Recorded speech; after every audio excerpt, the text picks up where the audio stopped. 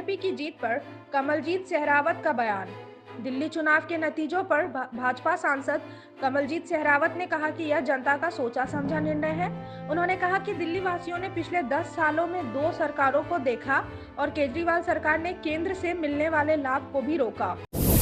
दिल्ली में बीजेपी की जीत का जश्न शुरू। पार्टी मुख्यालय पहुंचे अमित शाह। भाजपा के राष्ट्रीय अध्यक्ष जेपी नड्डा और केंद्रीय गृह मंत्री अमित शाह दिल्ली विधानसभा चुनाव में पार्टी की जीत का जश्न मनाने के लिए दिल्ली भाजपा मुख्यालय पहुंचे। अब तक भाजपा ने 44 सीटें जीती हैं और 4 सीटों पर आगे चल रही है।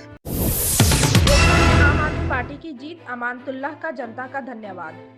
ओखला विधानसभा सीट से आम आदमी पार्टी के उम्मीदवार अमानतुल्लाह खान ने अपनी जीत की पुष्टि की। उन्होंने क्षेत्र की जनता को धन्यवाद देते हुए कहा कि बीजेपी ने हराने की पूरी कोशिश की, लेकिन उन्हें जनता का प्यार मिला। वहीं आपके अन्य नेताओं की हार पर दुख जताते हुए उन्होंने इसे जनादेश के रूप में स्वीकार किया। मनोज तिवारी ने कहा केजरीवाल कभी सत्ता में वापस नहीं आएंगे। भाजपा सांसद मनोज तिवारी ने पार्टी के प्रदेश अध्यक्ष वीरेंद्र सचदेवा पर गर्व जताया और कार्यकर्ता का आभार व्यक्त किया।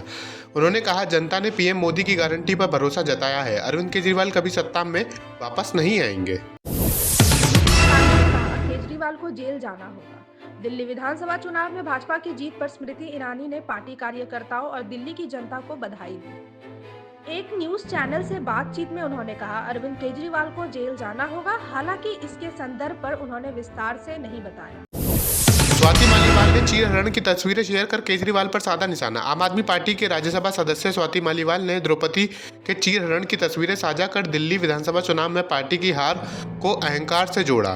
मालीवाल ने एक्स पर पोस्ट करते हुए कहा कि रावण का अहंकार भी नहीं बचा था। यह पोस्ट उन आरोपों से जुड़ा था जिसमें उन्होंने केजरीवाल के करीबी सहयोगी द्वारा मुख्यमंत्री आवास पर हमला करने का दावा किया था। परिणामों के बाद इंडिया गठबंधन पर बहस, उमर अब्दुल्ला ने किया कटाक्ष। दिल्ली विधानसभा चुनाव में आम आदमी पार्टी की हार और बीजेपी की 26 साल बाद वापसी के बाद इंडिया गठबंधन के भविष्य पर चर्चा तेज हो गई है। कुछ नेताओं का कहना है कि अगर आप और कांग्रेस साथ में चुनाव लड़ते तो नतीजा अलग हो सकता था। इस पर कांग्रेस ने जवाब देते हुए कहा कि आपको जिताना उनकी जिम्मेदारी नहीं है। जम्मू कश्मीर के मुख्यमंत्री उमर अब्दुल्ला ने भी कटाक्ष करते हुए और लड़ो आपस में पोस्ट किया। अवध ओझा की हार पर सोशल मीडिया पर आ गई मीम्स की बाढ़। दिल्ली विधानसभा चुनाव में आम आदमी पार्टी के उम्मीदवार अवध ओझा को करारी हार का सामना करना पड़ा। पटपटगंज सीट से ओझा को बीजेपी के रविंदर सिंह नेगी से 28,000 वोटों से हार मिली। उनकी हार के बाद सोशल मीडिया पर मीम्स और वन लाइनर्स की बाढ़ आ गई।